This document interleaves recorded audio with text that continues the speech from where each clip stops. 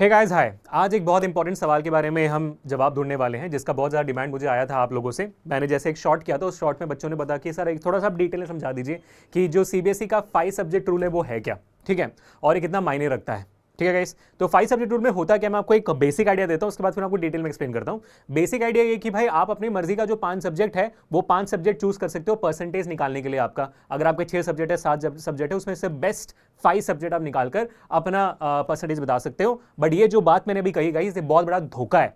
ठीक है, तो you have to watch the video till the end to understand कि भाई ये धोखा क्यों है और सीबीएसई का ऑफिशियल रूल एक्चुअली है क्या। तो समझने की वीडियो के एंड तक देखना, ज्यादा वक्त नहीं लूंगा आपका। मैंने 1 मिनट में अगर ये चीज समझा दी है तो आपको 5 मिनट में डिटेल में ये भी समझा सकता हूं कि भाई क्या है क्या नहीं है। तो देखते रहना, अच्छा लगे तो लाइक करना और शेयर करना इस वीडियो को, ताकि बहुत सारे बच्चे जो हैं ये बेस्ट 5 सब्जेक्ट रूल के बुलंद बैठे रहते हैं ये सोच के कि भाई जो हमने इलेक्टिव लिया था, जो हमारा आईटी है, सीए सब्जेक्ट है, एआई सब्जेक्ट है, उनमें अच्छा मार्क्स ला देंगे, मैथ में कम आगे तो कोई इशू नहीं है। ये सब let me tell you guys, ये सब बेकार की बात, ये सब दोगलापन है। टू बी वेरी ऑनेस्ट, आपको इस वीडियो के बाद समझ में आ जाए कि भाई आपको करना क्या है, बेसिकली आपको क्लैरिटी मिल जाएगी। तो वीडियो के अंत तक देखते रहना। Welcome to this session, this Abhishek, master teacher of physics at Rank Plus. कैसे चल रही बच्चों जिंदगी, कैसे हो मेरे शेर रोशनी हो? ठीक है बेटा, चलिए शुरू करते हैं। तो सबसे पहले मैं आपको बेस्ट 5 सब्जेक्ट रूल जो है ना, मैं आपको एग्जांपल के थ्रू समझाता हूं। ठीक है बेटा, अगर आपके 5 सब्जेक्ट हैं, सिर्फ 5 ही हैं, तो फिर ये रूल आपके लिए एप्लीकेबल नहीं है। आप ऑटोमेटिकली उस रूल का भाग बन जाते हो। आपको 5 सब्जेक्ट मिलाकर अपना परसेंटेज बताना पड़ेगा।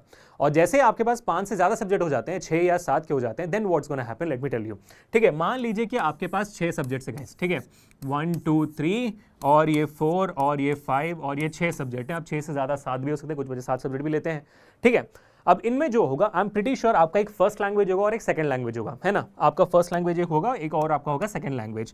फर्स्ट लैंग्वेज ऑफ कोर्स ही बात है, मोस्टली सारे बच्चों की इंग्लिश होगी, या तो फिर आपकी हिंदी होगी, हिंदी मीडियम से हो, या तो फिर आप किसी स्टेट बोर्ड में पढ़ते हो, तो फिर सीबीएसई का ये रूल आपके लिए एप्लीकेबल नहीं है ना। So nothing matter. Second language आपका ऑफ कोर्स ही बात है चेंज हो सकता है, वो हिंदी हो सकती है, वो आपका स्टेट का लैंग्वेज कुछ भी हो सकता है। तो this is basically your second language.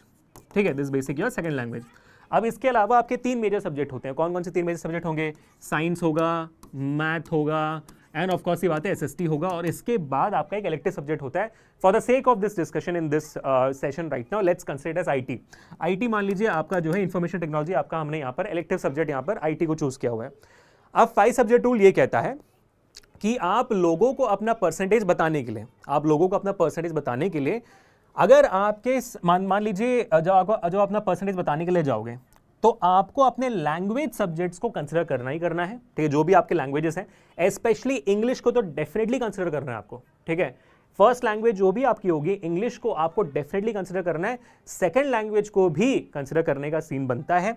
तो ये जो लैंग्वेजेस हैं वो आपके मैंडेटरी सब्जेक्ट्स होंगे जो आपके कैलकुलेशंस में होंगे। ठीक है, उसके अलावा आप 3 और सब्जेक्ट्स चूज कर सकते हैं।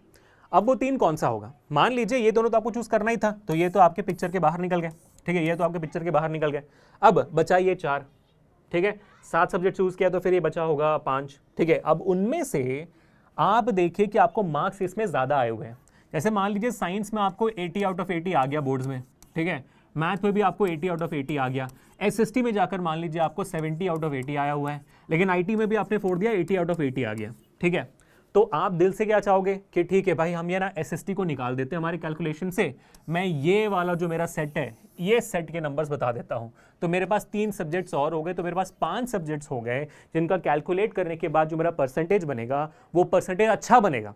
अगर मैं एसएसटी इंक्लूड करता तो मेरा परसेंटेज कम हो जाता, लेकिन अब मेरा ये सीन नहीं, अब ये परसेंटेज मेरा अच्छा बनेगा, है ना। और आप लोगों को जब कहोगे तब बेसिकली ऑफ कोर्स ही बात है, आप कहोगे कि यार देखो मेरे को ना इतना परसेंटेज आया है, मेरे को 3-4 सब्जेक्ट्स में 80 आउट ऑफ 80 है, तो मेरा परसेंटेज देखो 95, 97, 98% के ऊपर है।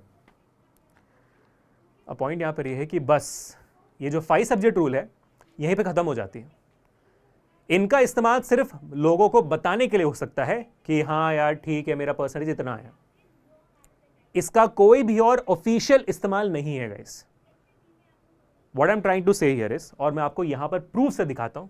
सीबीएसई का ऑफिशियल डॉक्यूमेंट है, सीबीएसई का सर्कुलर है, 2023 में निकला था, इस साल भी एप्लीकेबल है, हर साल एप्लीकेबल होगा जब तक इसके ऊपर अमेंडमेंट नहीं आती है। अब इस सर्कुलर में सीबीएसई क्या बोलता है, मैं थोड़ा सा यहाँ पर जूम इन कर देता हूँ सो दैट आपको क्लियरली आइडिया लग जाए कि क्या क्या बोला जा रहा है यहाँ पर। ठीक है, तो इस नोटिस में क्या बोला जा रहा है इसको ध्यान से देखिए बच्चों। और ये calculation of percentage of class 10th and 12th दोनों के लिए है। ठीक है, तो आप इसको ध्यान से देखिए कि यहाँ पर सीबीएसई क्या बोल रहा है। सीबीएसई यहाँ पर बोल रहा है कि भाई साहब The CBSE is receiving requests from various person to intimate the criteria for calculating the percentage of the students in board examination. 2023 में भी बहुत सारे बच्चों ने डिमांड किया था कि बताओ भाई कैलकुलेशन कैसे करते हो आप, ठीक है। उसके बाद क्या बोला गया, in this regard it is inform that the subsection 40 chapter 7 of the examination bylaws stipulate that. तो इनका एक ऑलरेडी सेट ऑफ लॉज है, बायलॉज है सीबीएसई का, वो मैंने आपको कुछ 75% अटेंडेंस क्राइटेरिया में दिखाया था। तो उसी लॉज के तहत यहाँ पर एक ये कहा जाता है, no overall division distinction aggregate shall be awarded.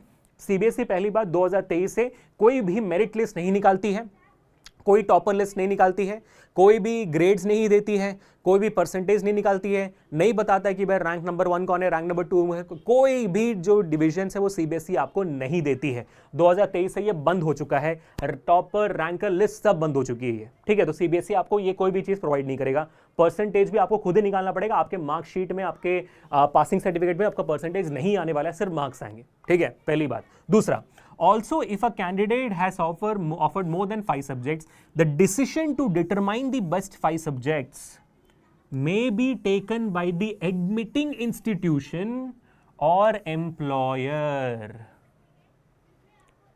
इसका क्या मतलब है? इसका मतलब यह है मेरे प्यारे बच्चों कि जब आपको कोई स्ट्रीम चूज करना होगा, ठीक है, आपको कोई स्ट्रीम चूज करना है, तो आप क्या बोलोगे, सर मेरे तो 95% आए हैं तो मेरे को तो आप साइंस स्ट्रीम दे देना, है ना। लेकिन आपका स्कूल क्या बोलेगा, यार तुम्हारे तो परसेंटेज आए हुए हैं एसएसटी और साइंस को और लैंग्वेजेस को मिलाकर, बट तुम्हारा मैथ तो कम है यार, तुम्हारे मैथ में आपका जो परसेंटेज है मैथ में से 70-60 बच्चे आए हुए हैं, तो मैं तो मैथ को ही कंसिडर करूंगा। तो मैथ को कंसिडर करके आपके 80% हो रहे हैं, 90 तो नहीं हो रहे, तो इसलिए आपको साइंस स्ट्रीम नहीं दी जा सकती। तो यानी कि जो स्कूल में आप जा रहे हो स्ट्रीम चूज करने के लिए, वो स्कूल बताएगा कि भाई उनको कौन से परसेंटेजेस लेने हैं। तो 5 सब्जेक्ट रूल का कोई डिपेंडेंसी नहीं होती ना, 5 सब्जेक्ट रूल तो फिर बेकार हो गए एकदम, कोई मतलब ही नहीं रहा उसका, स्कूल अपने हिसाब से तय करेगा। ऐसे ही बहुत सारे बच्चे 10th और 12th के बाद नौकरी करने के लिए चले जाते हैं, है ना, या तो 12th के बाद कॉलेजेस के लिए अप्लाई करते हैं, तो वहां पर भी कॉलेज या तो फिर आपका जो नौकरी देने वाले इंसान होंगे वो अपने हिसाब से जरूरत के सब्जेक्ट के परसेंटेज निकालेंगे। आप उनको बोल दो मैं 99% लेकिन आपसे पूछा जाएगा आपको फिजिक्स केमिस्ट्री और बायो में कितने मिले थे, मैथ में कितने मिले थे, अलग से एसएसटी इंग्लिश वो सब आईटी सब वहां पे पूछा नहीं जाएगा। तो that is the reason why I said that 5 subject rule जो है वो बेकार की बात है। लोगों को बताने के लिए कि आपका परसेंटेज कितना उसमें आप इस्तेमाल कर सकते हो, लेकिन कोई भी काम की नहीं है, ऑफिशियली आप इसका कहीं पे भी इस्तेमाल नहीं कर सकते बच्चा, ठीक है। तो I hope always got the idea और क्लियर है आपको।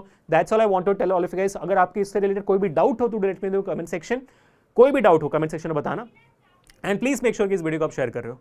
मिलते हैं नेक्स्ट सेशन में। Until this Abhishek signing off. बस इतना कहना चाहूंगा कि भाई देखो यार, ये सब बातें बाद की, हमें प्रिपरेशन करना शुरू करना है। आपके प्रिपरेशन के लिए, प्री बोर्ड्स और बोर्ड्स की प्रिपरेशन के लिए हमने क्लास 10 का एक टेस्ट सीरीज बनाया हुआ है, डिस्क्रिप्शन में हमारे ऐप का लिंक है, ऐप में आपको फ्री मिल जाएगा। मिलते हैं नेक्स्ट सेशन में गाइस, पीस।